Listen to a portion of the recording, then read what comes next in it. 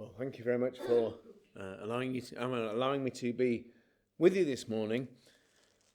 I want to read a verse from Psalm 19, please. Psalm 19. It's an amazing psalm, is Psalm 19. It really divides into two, perhaps three sections. The first section, very well-known words, begin with the phrase, "The heavens are telling of the glory of God." And it speaks of the glory of the universe as created by God. And those first 7 verses really are about the Creator, the one who creates all things. And then we get down to verse 7, and we have a little change there in verse 7, because it then says the law of the Lord is perfect. And you'll notice there it's not the work of God, it's the word of the Lord. But it's not really those verses I want us to look at. It's the last verse that I want us to look at, and it's verse 14. Psalm 19 and verse 14. "Let the words of my mouth and the meditation of my heart be acceptable in your sight, O Lord, my rock and my redeemer." And it was that phrase, "my redeemer," that drew me to this verse. And in the light of the announcement that's been made, really, there's another occurrence of that word, "my redeemer." I wasn't particularly going to focus on that this morning, but I think it's worth us just mentioning. And it's in Job. And chapter 19 and verses 25 to 27. You don't need to turn to it if you don't want. I'll just read it out. But it says this: "I know that my Redeemer liveth, and he shall stand upon the earth, and he shall stand at the latter day upon the earth. And though after my skin worms destroy this body, yet in my flesh I shall see God, whom I shall see for myself, and mine eyes shall behold." Now, as I said, I wasn't really particularly wanting to focus on this verse, but I just do want to say this. Job is probably one of the very earliest books. Certainly, it is probable that Job himself was either predating or around the time of Abraham.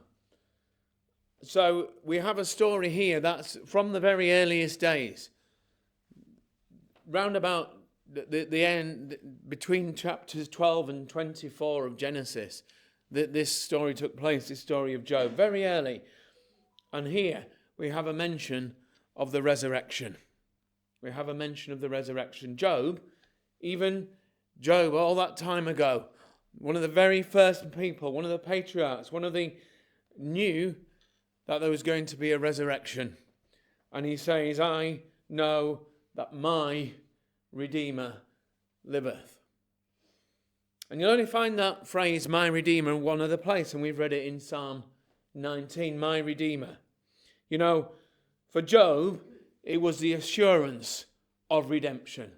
I know that my Redeemer liveth. And because he knew that his Redeemer was alive, he knew that one day he would be resurrected.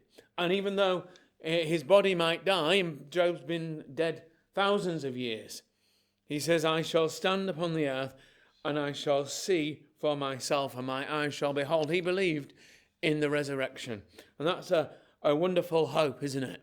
It's a wonderful hope. And again, we can go to 1 Corinthians chapter 15, and what a wonderful chapter full of hope that is there.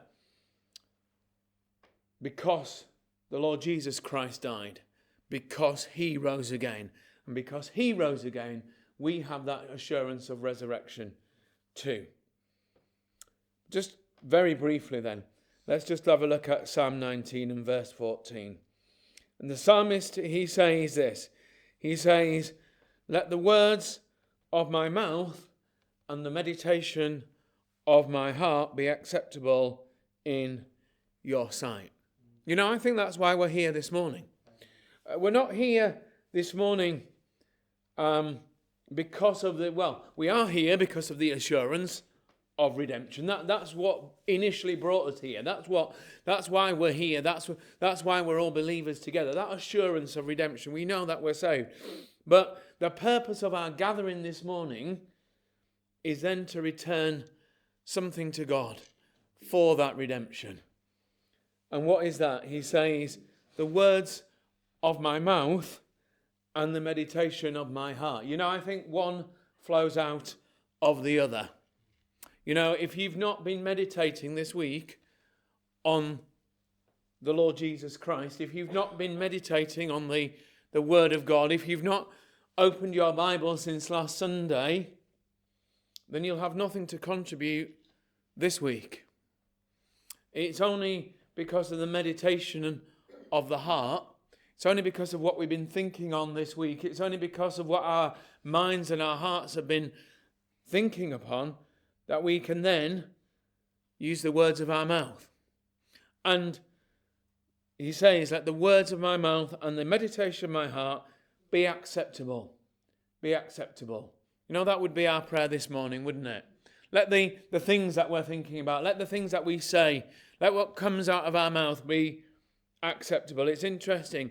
We were talking last night. We were at the Yorkshire Missionary Conference yesterday, and we went back to brother's house in brother and sister in our meeting, and they had the speakers there, and we were chatting after the conference yesterday, and we just mentioned the verse in Jeremiah where it says about the heart being wicked and deceitful above all things. And the Lord says this in Matthew chapter 15, but the things that proceed out of the mouth come from the heart.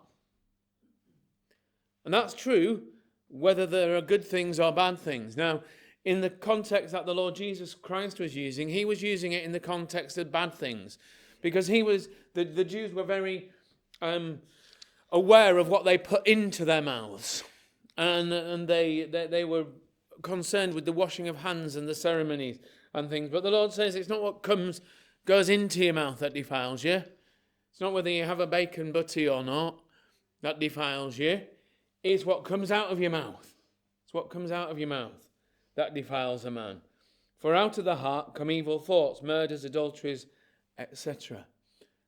But you know, it's flipped around here, because it's not the bad things that are coming out of the heart. It's the good things. It's the meditation, and out of those meditations come the words. Let the words of my mouth and the meditation of my heart be acceptable in your sight, O Lord. So he uses that title of Jehovah again. O Lord, my rock. That would speak of security, wouldn't it? My Redeemer, my Redeemer. And again, that just takes us back to Job. That certainty, that assurance of Redeemer. It's personal, isn't it? My Redeemer. He's mine. He's mine. I can say he's my Redeemer. Bearing that in mind, can we sing a hymn together? Hymn number 159. 159. My Redeemer. Oh, what beauty is in that lovely name appear. None but Jesus in his glories shall the honoured title wear. My Redeemer, thou hast my salvation wrought. When in heaven I see thy glory, when before thy throne I bow, perfected I shall be like thee, fully thy redemption know. My Redeemer then shall hear me shout his praise. 159 in the Believer's Hymn Book, please.